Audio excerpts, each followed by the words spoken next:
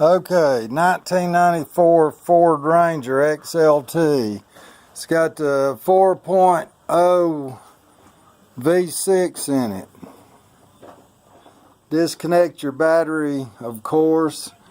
Fan shroud, I took these two little bolts off the top here, 10 millimeter.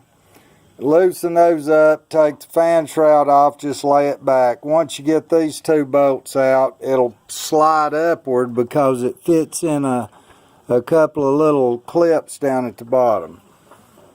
So you want to get your fan shroud up so that your fan shroud and your fan won't interfere with letting this engine lay back a little bit. It pivots on the motor supports right here toward the front. I believe they're right in under this power steering pump toward the back of it right in there, so it'll pivot toward the back here. If you'll notice the air intake plenum there and the firewall, I've got clearance on it. I'm not pinching no hoses or pulling no hoses or wires. I've got it leaned back just enough to get the transmission out. Okay.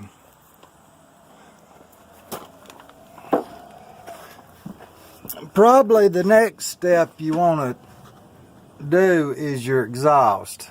I've got this truck jacked up. I've got it on 2 jack stands on the front securely. Not to where this is going to fall. I've got it jacked up in the back. I've got plenty of room in under to where I can work and get the transmission out. And I've laid some old OSB wafer board, whatever you want to call it down here, pieces, to where this floor jack will roll on it easy when I pull that transmission back this way. Okay, you can take your shifter out first up there if you want to, or wait until you get it loosened up. That's up to you, but the shifter's got to come out.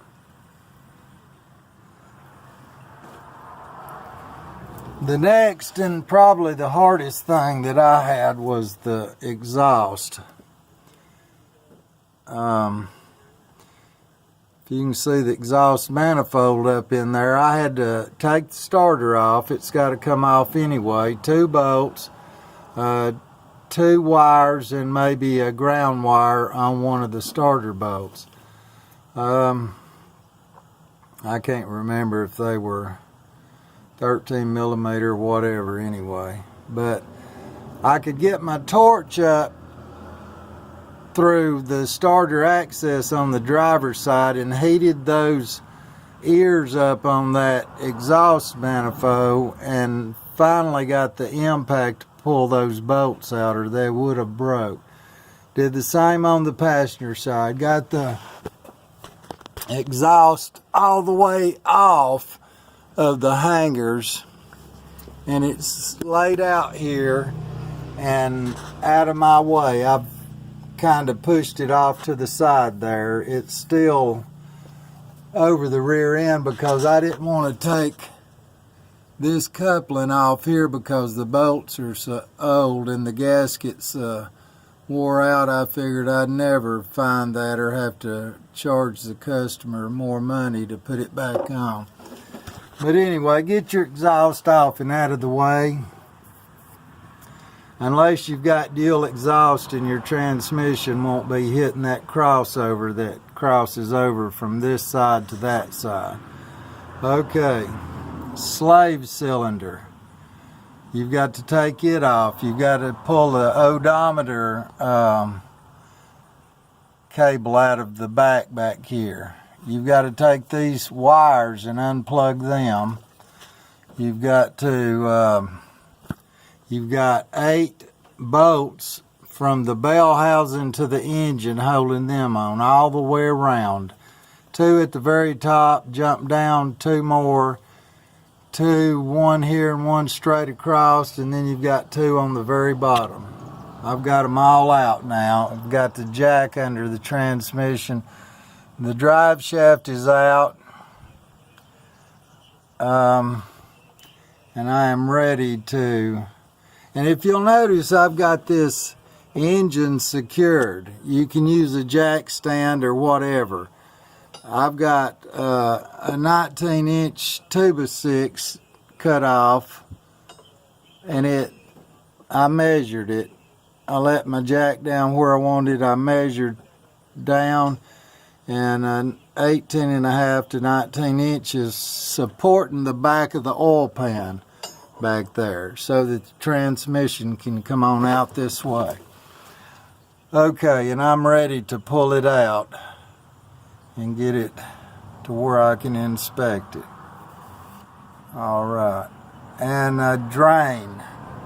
Don't forget to take this drain plug out and drain out, I believe it's 3 to 3.5 quarts of transmission fluid, and you'll have to fill it back up when you get through. You can go through the top of the shifter once you get them T30 bolts out, pour it in there. Here's your fill hole though, and once it starts running out of this fill hole a little bit of transmission fluid, that is your fill point right there, the bottom of the plug hole. So that way you'll know when you've got enough fluid in it. Just make sure you got all of your bolts out, your wires, all of your wiring harness is unplugged and out of the way. I've got my odometer cable over here hanging, one wiring harness, I laid it over the frame, and if you'll see, I've got a clear path for that transmission to come through here. Nothing in the way. Alright, I'm going to go ahead and get it out of here and check the clutch and everything.